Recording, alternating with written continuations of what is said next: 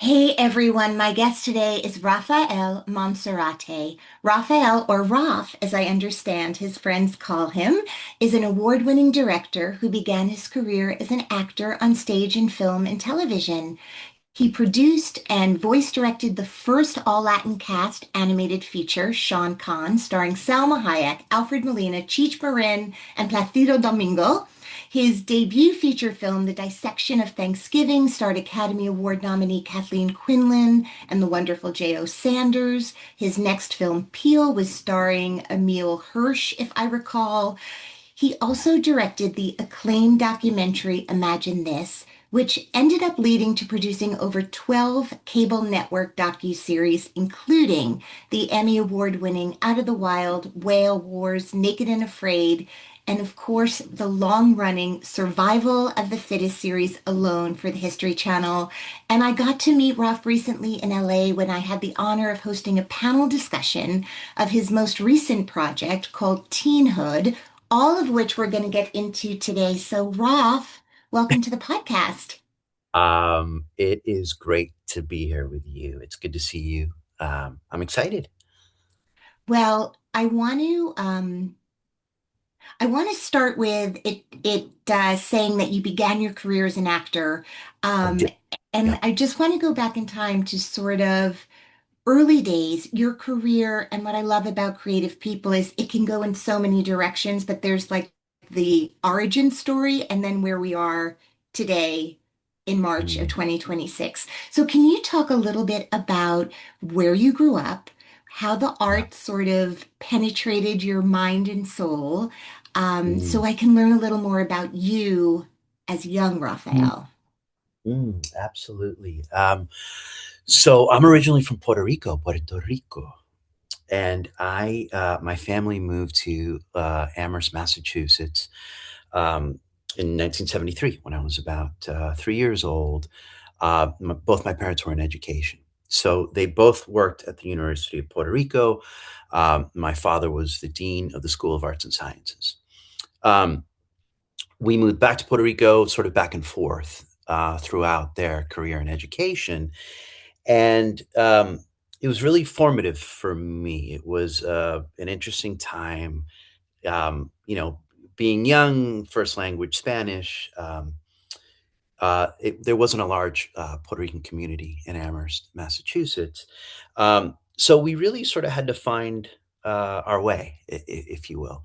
Um, and my father and my mom, both incredibly proud and in love with our culture and our language and our customs. At home, we always sort of, uh, the rule was, okay, we need to understand where we are. We're going to be going to school here. We're going to be, sort of meeting the community, etc. At home, we'll always speak Spanish. We'll always sort of honor our customs. Um, I um, sort of, I think I started to, as a young kid, really sort of go inside my mind and heart and into my imagination as I try to sort of balance these two worlds. Um, and story and meeting people and sort of learning about culture and what makes people tick really sort of became a safe space for me. Um, so that's a little bit about where I grew up and sort of a little bit of the influence that my parents had on me in terms of really uh, the need to connect with people and the need to sort of try to feel like I am part of a community, that I'm sort of can take these two parts of myself and make something of an understanding of who I was or who I am, really. So the first of all, I just was in San Juan and my Mhm. daughter went to school in Amherst, so I'm so familiar with how Mhm. different those two places are, least of which it is so cold in the winter in Amherst, Massachusetts, and so sunny and beautiful in Puerto Rico during those same months. I can't even forget the culture shock, even the weather shock.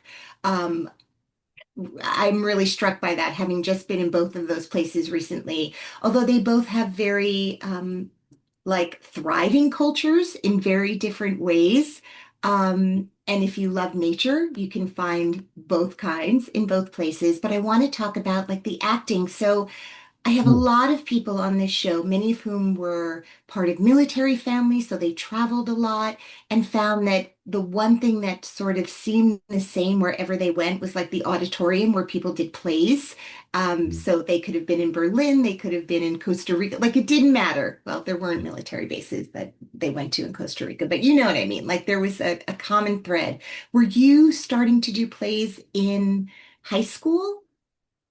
I always had an interest in film, even as a little kid. I mean, I remember, I didn't quite understand why I took to this film Yeah. as a kid, but Kramer versus Kramer, Meryl Streep, Dustin Oh my Hoffman. God. Oh my Um, God. We reference that film all the time in this house. It's, I mean, right, iconic. yeah, Somehow, some way, and I can't remember if I was 7 or 8 years old, but I was close to the age of the little boy. And I remember going to the theater, and I don't know why, with that sort of adult subject matter, I was there, but I'm happy I was. I was so taken by that little boy and that sort of need for father son to connect, understanding of the pain Meryl Streep's character was going through at such a young age that I became mm, obsessed with film and with story and with sort of the depths of expression through that particular art, specifically acting. So I didn't really get into doing plays till maybe around 20 or 21 years old and started in the theater. Um, I first went to business school, School of Management at the University of Massachusetts. It was fine. Of course, as my parents as educators, my dad as a dean, there were a lot of expectations that I sure. didn't quite meet from an academic standpoint. I had a blast, but didn't quite meet. It wasn't until I transferred out and went to actually Framingham State College, where I met a professor of acting, and I went into communications, and I started to immerse myself um, in the study of scene study, theater, literature. Um, and once I graduated, I realized started to do some local plays in Wellesley, Massachusetts, Mhm. in Framingham, Massachusetts, and sort of a few things in Boston. And I started to audition for commercial work in the Boston area, and started to get a bit of work, and became enamored um, with not only sort of the scene study piece of it, but every piece in front of the camera and sort of doing commercial work. My first commercial was with Rob Richardson, the famous DP who's done so much, and at the time he just won the Oscar for JFK, and it was a mass lottery commercial where I played a fisherman who had just won the lottery from a small coastal town in Massachusetts, and there's a surprise party thrown for me. Um, and the commercial is I walk in and all my loved ones are there, and it's a tender moment of realizing I'm not leaving my community even though I won the lottery. Work with Rob Richardson was absolutely from that very sort of first moment, I fell in love with that dynamic on set. Uh-huh. Uh-huh. Um, so from there, I went to acting conservatory in New York, the American Academy of Dramatic Arts, Yeah. and it's there where just sort of the study of technique from Stanislavski to Stella Adler to Uta Hagen, where I immersed myself in a granular cellular level of what that craft was and fell in love um, with, tapping into and creating and trying to understand from a human level what makes us uh, tick or not, or work through pain or love or agony or whatever it might be. So it started there really, and it developed at the academy. If you sort of fast forward and think about all of those tools, right? And methods of connecting and listening, which is what you're building at that time as an artist. And I'm just going to fast forward to you'd have to live under a rock to not know about Alone, even if you've never seen an episode of it. Even if you're like, that stuff freaks me out too much, you know about it. And I'm curious if you could draw a line from your work like at AMDA to the work you're doing today. What what would you say are sort of like ways in which you're still working that way, even in this like completely different context? Mm, wow, what a cool question. Look, I think there's a direct link. There's a inextricable connection, tie to the deep and substantive character work, through sort of the greats, the great plays, great theater, great literature, and sort of tapping into that revelatory journey of accessing the human condition. That I learned, and I hearken back to that, whether it's sort of doing doc series where you're following human beings at their most vulnerable, which is what Alone at its core really is, and I can speak to that, or sort of also in doing narrative features and now directing on that side of the camera as well. That's what I tap into, the study and understanding, and sort of really needing to excavate um, at levels, right? When you're in acting school and when you're in a conservatory, that take a bit of courage and take a bit of deep, deep, deep reflection to be able to tap into. So jumping forward to Alone, Alone, for those who know it, if you have been under a rock or not, and if you have, Let's it means speak to you that one probably. person. Yes. Right. So I speak to that one person who, if they were under a rock all this time, probably means they'd be really great on the series, by the way. Send Um, in your but resume. so, Yeah. so Alone, it's a long, long running survival competition series. We're on our 13th season. Just we'd finished our 13th season recently, um, and it's 10 survivalists. They are dropped in a remote wilderness with limited gear. There is zero human contact. They have to do this on their own by themselves. Um, and they're tasked with enduring nature's sort of harshest elements in the most remote areas, um, while self-documenting on their daily struggle. Build shelter, find food, hunt, fish, build you know, build a sort of home and camp. And basically, what it is the person who lasts the longest, last person standing, uh, when everyone else is tapped, wins this in-depth competition. But what I find, and what sort of the tie to this real sort of scene and character and story study from years ago, Yeah. is that really what Alone is about? Is it's sort of the psychological, what's revealed about our psyche when we have to withstand isolation. And in withstanding isolation, you tap into, um, sort of in a very unfiltered way, in a very honest, genuine way.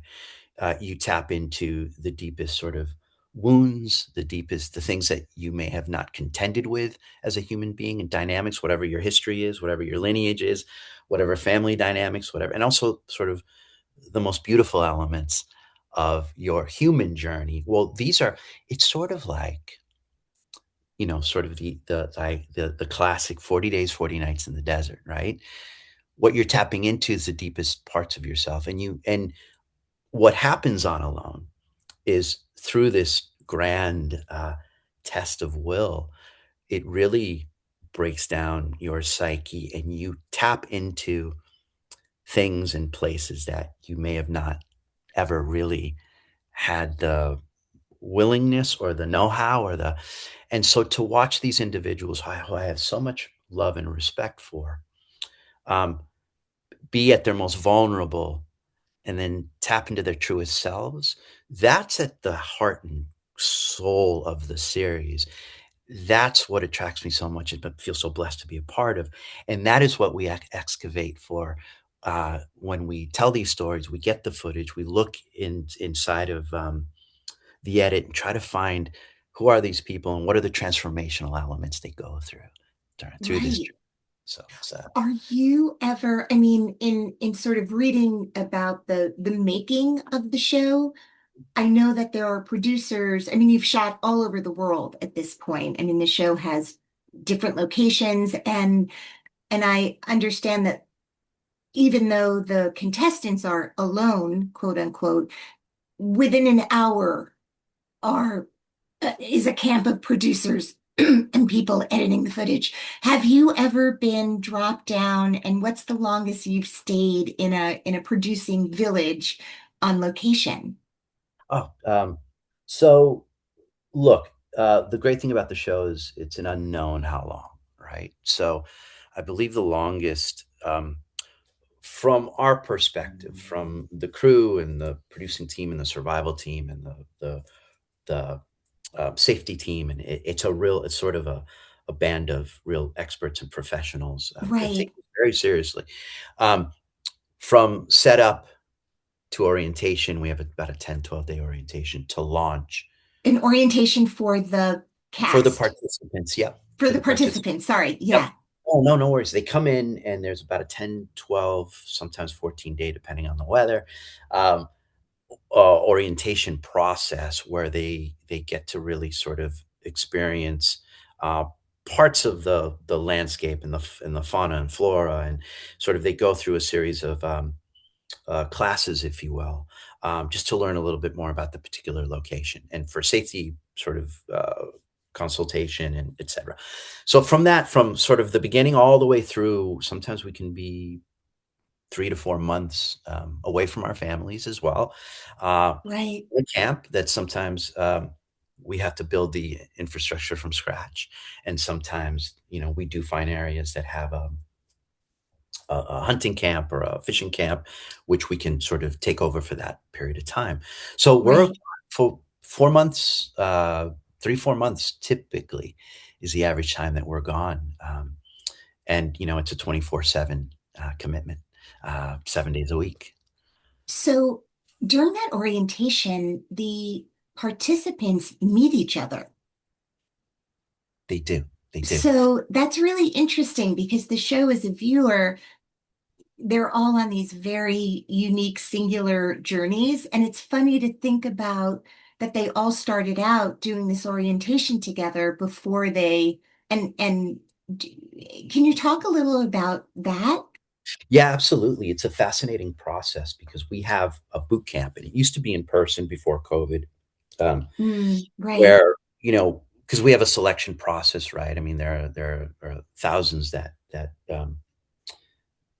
submit to be a part of the series, and these are really the best of the best around the world. I mean, these are real experts in survival, and so we go through a boot camp process for about a week, some 7-10 days, in which they go through a series of tests and things, and from that process we select the finalists, right? So there may be 25, 26 people at boot camp, and it goes down to um, the final 10, which we select. okay, When we go to orientation, those individuals have not met each other in person. They've met through Zoom. They've met through um, you know, sort of contact through boot camp, but now they meet in person, and it's a wonderful thing because participants come with their series of levels of expertise in different areas, different parts of the world, and what you find is this community that at first, of course, there's nerves. You're sizing up the competition. You're wondering, how do I exactly. measure up to uh, Yeah, this individual who seems like all around they have. Um, all sort of levels of expertise that are beyond. Um, but what you find is through the process, as they get to know each other and they get to reveal their own vulnerabilities and they get to share their own areas of their own knowledge base, it becomes a community. There's a thing that happens in the humanity of this show where they're not really, at the end of the day, competing against each other. They're very supportive. They're very encouraging. They share each other's secrets to an extent, right? There's things that right, keep them right. close to the vest.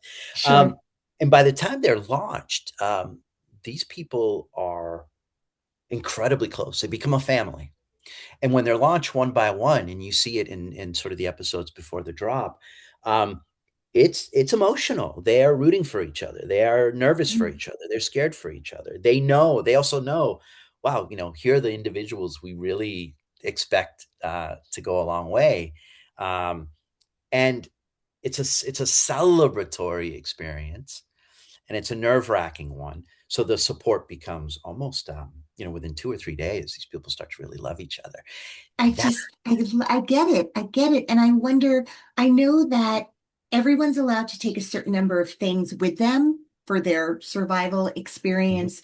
Is every participant looking at the same pool of equipment, or is everyone allowed to say, oh, so everyone's looking at like the same table of stuff and they Yeah. choose what they want? They're looking at the same table of stuff. It's discussed beforehand in their preparation. Different strategy. So different participants will choose different tools, different gear, depending on what they may be really good at. For instance, I'll give you an example. You may have a participant who um, has many, many years of hunting with a bow and arrow, and they're incredibly skilled. And that is an item of the items they can select from. They can only select 10. Right. Um, and out of the items, so a really sort of proficient and expert hunter may decide, okay, I'm going with a bow and arrow. Um, Someone else might say, hey, that's not necessarily my area of expertise. So they may choose a different item in place of the bow and arrow that helps them with their particular area of expertise. Right. So to watch that strategy and those different considerations is also fascinating because uh, there's a deadline when they have to choose sometime in orientation.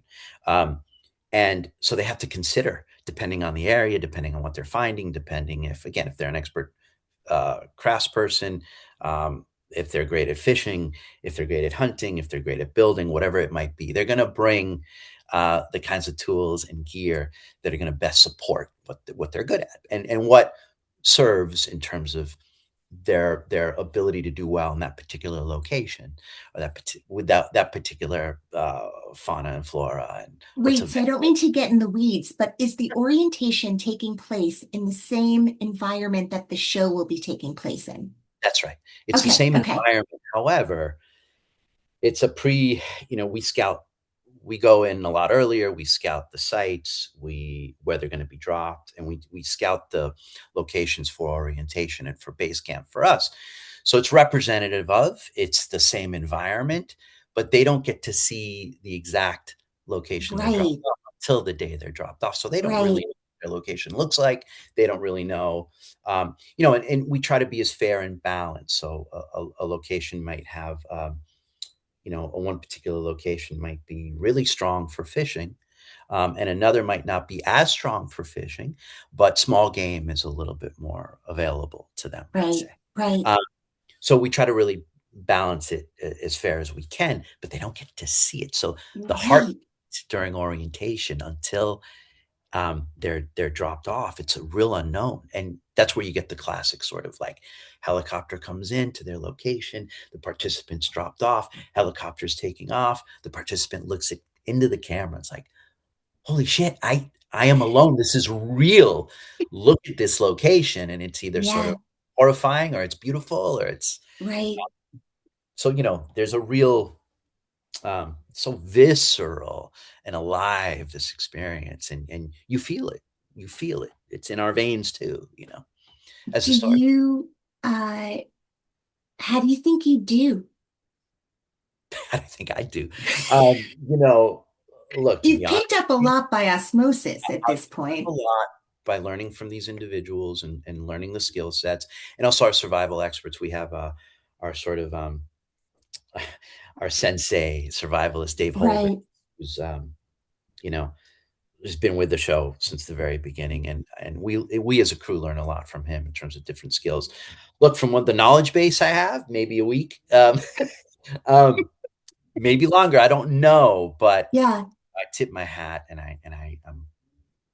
I'm so enamored and in awe of these individuals, season after season after season. You know, Yeah. and the fans, like you said, if you're under a rock, whatever it might be, but there's a fan base that's so eclectic. There's a spectrum. I mean, there are, sort of folks who never watch TV, who've never owned a TV, who are diehard fans, find a way to watch it. There are A-listers all over the place who are sort of in love with this series because it's so Yeah.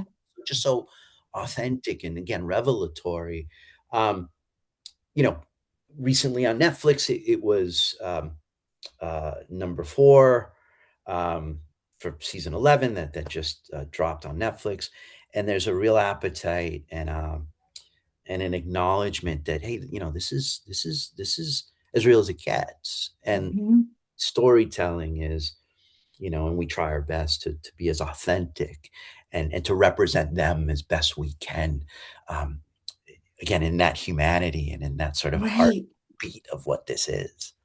And I'm sure your learning curve is huge too, right? As the Tremendous. producers of the thing. Okay, Tremendous. that got a little dicier than we are comfortable with, or we can, I mean, I just want to, and then I actually wanted to, can we talk about teenhood, even though We can it's talk not about out in the world teenhood. yet? We Okay. can talk about teenhood, which is now led to is leading to other ventures as sort of the family and team we put together based on teen. Okay.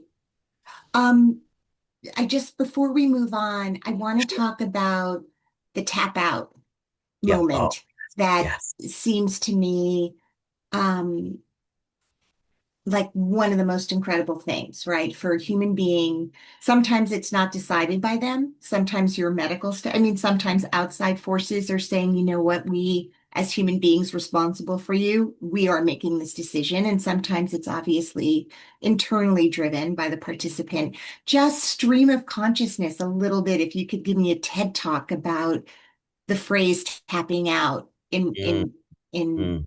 relationship to your show alone? Like, what does that bring up for you or mean to you all That these years in? that brings out a lot. The tap out call from a participant is the most disheartening for us as a team, as the producing team and sort of the entire camp. We become really invested in not only their well-being, these participants, but they really the ones who and it's most participants, there's a reason they're there, and it's a dangerous and um, scary and brave thing to do. When participants when they tap, it's for a real reason, and even if it's a few days in or even if it's a few months in, unless you do it, unless you've been through it, it's really hard to understand the psychology of it. Mm. Um, so when a participant, so basically how it works is there's a few ways that they can tap out. One is if there's an emergency, there's a what we call the red button emergency, where if something happens and they need immediate evacuation, they'll hit the red button. We're alerted back at camp, and it triggers immediate response. We don't know particularly at the moment what that emergency might be, which is a scary thought. But our systems are in place. Our response time is really quick. We've developed it over the years. If that happens, there's an emergency, we go, and that's an immediate evacuation. Uh, the the self-willed sort of tap out um, is basically they call us on their sat phone. They're given a sat phone, used only for this particular purpose. Um, they'll call us and they are charged with once they've made that decision, and then they have to do it on camera and they have to sort of share that as part of their experience with us and with the audience. They'll call and they'll say, hey, I'm so and so, and I'm officially tapping out. They have to say those words to make it official. um, Once we hear those words, so once that sat phone call comes in, um, it's a hard one because they've invested so much heart and soul and time and effort. They leave their jobs, they leave their families, they risk quite a bit. We're right there with them. And when that call comes in, we have to do our jobs, and it is a professional thing, and there's a protocol we have to follow. But when we hang up that phone, we take a beat, we take a breath, we all sort of look at each other. Um, we take a moment to really feel for that person. Um, and once we acknowledge that, and once we're a bit heartbroken for them, now it's all about support. We get Mhm. systems into place and we get ready to go. We give them their instructions, what they need to do, and there's a series of protocol they need to follow. And then we show up, and whether we show up in a helicopter, we show up by boat, we show up with our cameras to authentically capture the entire thing. You've seen the show when there's a tap out. We show up to shore. We show up to an LZ. We get out, we come in with the cameras, and my first job is to land and just honestly speak to them and ask them, okay, so you've tapped out. What's going on? What have you been going through these past few days? Why? Right. Why are you tapping out? And is this difficult? And what does this mean to you? So we do that interview live. It's not prepped. It's not as anything else on the show. So Yeah. um, we're engaged, and then there's a process after a refeeding process. We're getting them back to baseline physically. I mean, it's wearing um, on their system, and there's a whole protocol. Does Medically that happen on location, as it on were? location. So that's We all do, we still do not happening. we do not release them from location until they're medically cleared. Okay. And until we know that they're in again back to baseline in good state, they can start um, with a normal diet again. It takes a while, right? Imagine sort of you've been subsisting, you've been living on fish or moose, or it's the same diet, and you of course you lose a ton of weight, and it can be dangerous. So we need to monitor that process, and we take great care to do that as part of the duty of care, and also Yeah. the love for these participants. Wow. How many years have you been doing it now? Wow, I came in season 2, I Oh think my God. 2014 or Right. um, I've done out of the 13 seasons, I've done 9, which includes a spinoff called Frozen. Um, Not because I didn't wanna do all 13, but I had other projects. I had some films and things that Yeah. and the team at ITV and at History Channel were incredibly, um, uh, supportive of me going to do other things and coming back. So that's been Right. a dream for me. But, it's such a part of my, this show is so, critically important to me. It's my heart.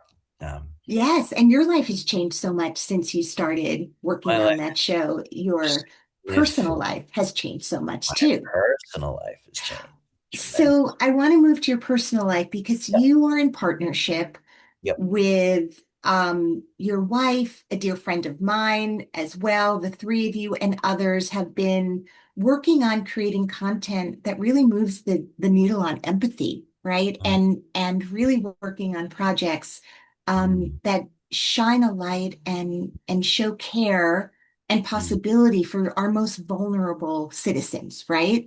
And the mm, thing I got to see was something called Teenhood, which is a doc series following some exceptionally interesting and beautiful teenage people in mm, America, this mhm, one, mhm, and their journeys and what it's like to be a teenager, very specifically right now, culturally in the US. mhm, And I was so moved by it. And I know that show is now in the process of finding its home mm, so that not just I get to see it, but like lots of people get to see it. So I want to talk a little bit about that particular project. What drew you to it? What drew you to specifically that demographic of people? Um, mm. and sort of what your mission is as you go forward with your own production company, your own history channel, as it were, or Yeah, right, making right. history channel and content, like where you're living with that right now, and why is that so important to you? I think a couple of things. Look, so just sort of from a so I did go into partnership. First of all with uh, my wife, Julie Monserrate, um, who has a history in the entertainment world as well. Who's also a writer and owns her own marketing firm as well, and brilliant. And really, I attribute sort of anything and everything I do to her and our partnership. She is my queen. Mm, Work incredibly well together. My Queen Productions. My you're right. That could have been a good name. Oh, I too love the name we have landed on, and I'll talk about Oh, that a I little want to bit. hear it. Great. But we, um, Jane Hoffman, who is an artist in her own right and someone who was working closely with Julie, um, and what her mission is, which is mood, which is dealing with um, tools for young people and teens in terms of how they deal day to day with not just mental health issues, but sort of the day to day struggle of just being young and the impact of what that is, and the tools that one can use to get through a day or a time or a difficult circumstance. And that's been Jane's mission all along. It's a beautiful mission. It's an incredible organization. Um, Jane and Julie were talking about potentially in service to that mission, right? In service to the mission of really tapping into our youth today and what they are going through and experiencing, and seeing and experiencing ways through, right? Um, they wanted to potentially do a documentary about this subject matter.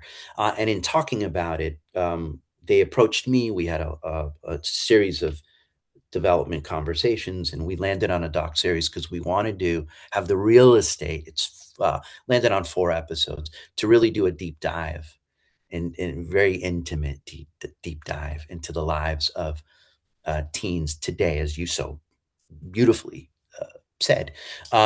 So we decided, okay, let's do a doc series because it's, you know, it comes from a very important mission, and because we want this to be really intimate and really authentic, borrowing a bit from the approach on Alone, if you will, right? Hmm. Like, Hmm. we want this to be as authentic as can be. We decided to do it ourselves and then go to market.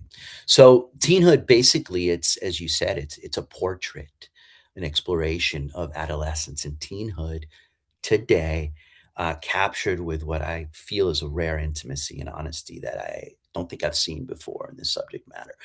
We filmed over 50 days. It was transformative with them intimately. And it's for American teens, different parts of the US, that granted us this unprecedented access in their private worlds and sort of revealing pivotal moments and growth as they unfold in very difficult circumstances. Um, why I was drawn to it is because I remember particularly myself as a teen, as I said earlier, sort of in our conversation, I was thrust into a bit of an unknown world and had to sort of balance two different cultures and try to get an understanding of who I was or who I was becoming. And I went inward to Uh-huh. do that. Through that, there's a lot of love, a lot of support, and a lot of pain. And what drew me to this is, I think nowadays, understandably, with social, with sort of the things that teens face, we don't really get to experience teens in their in the glorious humanity that they really are, the full, whole humans that they really are. And I was really sort of, it became part of my mission to understand teens and to remember who we were back then and the things that we contended with and confronted, and how we felt about ourselves, what our labels were, how what our desires and dreams were, how we articulated them, how we made ourselves, um, whether we belonged in a particular part of a community of sports or school or whatever it might be, or whether we didn't, whether we felt alone, whether we felt isolated. I wanted to dive deep into that experience, and we set out to do that, and we did. And this series has completely changed me. The beautiful thing about walking away from this experience with Teenhood, and you see it in the series, is it does reveal the level of self-awareness, the ability to which they can articulate what they are experiencing and what the challenges really are beyond social, beyond their sort of the avatars that they create, we all create in terms of Yeah. social, getting beyond and deeper than that. And what we see are these beautiful, powerful, empowered human beings that I think give us a window into great promise in terms of who our youth are, what they represent, what they really care about. Um, Mhm. and I think it's another look. We sometimes think of teens as always on social, always partying, kind of lost, et cetera, et cetera, et cetera. It's they're defined in a certain way sometimes, or seen in a certain way sometimes. This blows that Yeah. sort of wide open in terms of really, again, um, and it's all the courage of these 14s, and we know it's sort of we feel it's a bigger thing than I think we understand, but the courage to express themselves and their Yeah. vulnerability in this way. Yeah. Uh, it's really changed me, and it's changed my perspective and for sort of storytelling, my engagement with youth, what I am committed to. It's changed my perception of self back then. It's healed Hmm. quite a bit for Hmm. me, and I see that impact in others who engage with the series. Um, life altering experience for me. Well, God, rough, like how incredible that you have been able to make a life for yourself that is filled with so much creativity and human connection and also real impact and change. Like, what a beautiful life that you are living and making and continue to sort of like triumph in. And it's like, I mean, I think about like this little kid moving here at 3 and sort of like I think for a lot of people who move when they're young, like finding a sense of home is very challenging. Mm, Even when you have accomplished and acquired all the accoutrements that make someone think you have a home. And I know that at the center of it for you, certainly in my peripheral meeting of you, is love and family, right? Like having an anchor in the way that you described your relationship, not just a work partnership, but like such a deep love partnership. And I know that you have stepchildren that have become your children. And I just feel like it's really inspiring because it can happen in so many different ways. And it sounds like, I mean, I don't even know. We'll have another conversation where you'll help me understand how you pivoted into the reality doc mm, world. But you were so well suited for it. And mm, it's very thrilling when someone finds themselves where they should be, mm, um, or makes the most of where they find themselves and keep sharing. You just keep sharing it with other people and it's just growing in all these ways. So talk a little bit about the production company. What name did you land on? If you well, can launch it or soft launch it here. I can soft launch it. You just expressed that so beautifully, and it's funny because I feel like you kind of understood this name before I'm sort of revealing it because of everything you've been sort of Hmm. uh, interested in unpacking here. Okay, so interior pictures is where we've landed, That's so and, good. and it's I think it represents a lot of what we talked about, but at its core, and this is a sort of an independent boutique production company, film and television. And what we're dedicated to, what we're committed to, is this character driven stories where, we start from the inside out. So grounded in emotional truth, grounded in vulnerability, um, feeling stories that feel lived in rather than manufactured, or uh, Hmm. stories that show a level of real deep, deep, deep truth and restraint, if you will. And what I mean by restraint is elements of ourselves being revealed when they are called to be revealed based on the dynamics or circumstances of a story or a character's journey. So we are, it's those unspoken moments, those quiet reckonings, those sort of subtle transformations, right? Where identity really is like at the core, and hope is illuminated in some way, Mm. right, through those experiences. So that's what we're committed to. Um, we are committed to that on the doc side of things, on the doc series side, but also on the feature side. I've done a couple of feature films that I'm very proud of, but I've grown, Mhm. matured in the craft, matured in my understanding. And we are currently, as we launch and as we get Teenhood out to market, and we're developing a few other doc series, we're also in development. We're looking for the next sort of feature narrative script um, to produce and for me to direct, um, that centers around these core elements that I've expressed.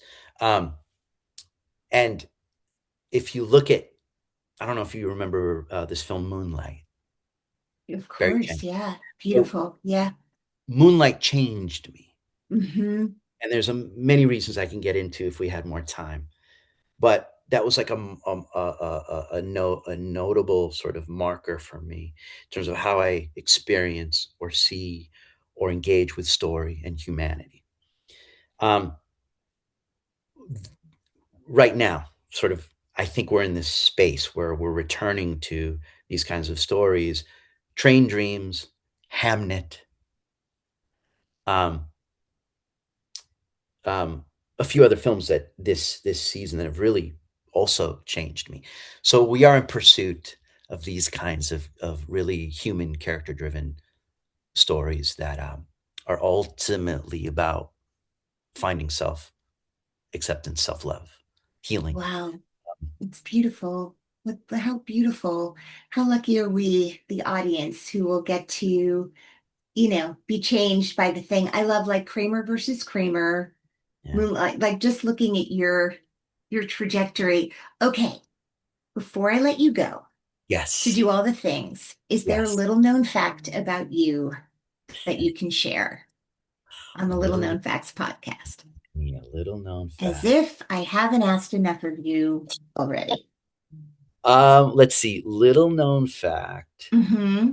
maybe I don't know, is that I used to. Yeah, I think as a little kid, little known fact, I don't think anyone really knows this. At the age of 11 or 12, I worked on a farm in the summers and got up at 4 a.m. to be there at 5 a.m. To pick pea pods. And I'd lay on the metal grate on my stomach, and I'd sort of engage with the plants and pick peas all morning. And somehow that memory, that experience, with the people I worked with and what I experienced in those sort of hot summer mornings really early on, not only put me in touch with the land, which may be sort of I don't know, part of the reason why alone sort of Yeah. pulls at me, but also um, with the camaraderie of a shared experience. And I know it's just sort of picking peas, but there's a community around that, I remember feeling. And I was the youngest person there, and I just remember being so loved and accepted, and, people would teach me different techniques, and anyway, little that's a little known fact that I've just thought of now. I Yeah. don't know why that I came. love it. That's such a good, by the way, this is about 500 episodes in. No one else has shared pea farming. That's what I want to tell you. Little known fact. All right. Well, I wish you the greatest day. I can't wait to see you again in person. Congrats on all of it. And thank you for being on the show. It was Thank really thank my you. pleasure. So great to talk to you. It was really, uh, so happy to be here with you. Thank you. All right. Until next time. Okay, Bye. next time. Bye. Bye.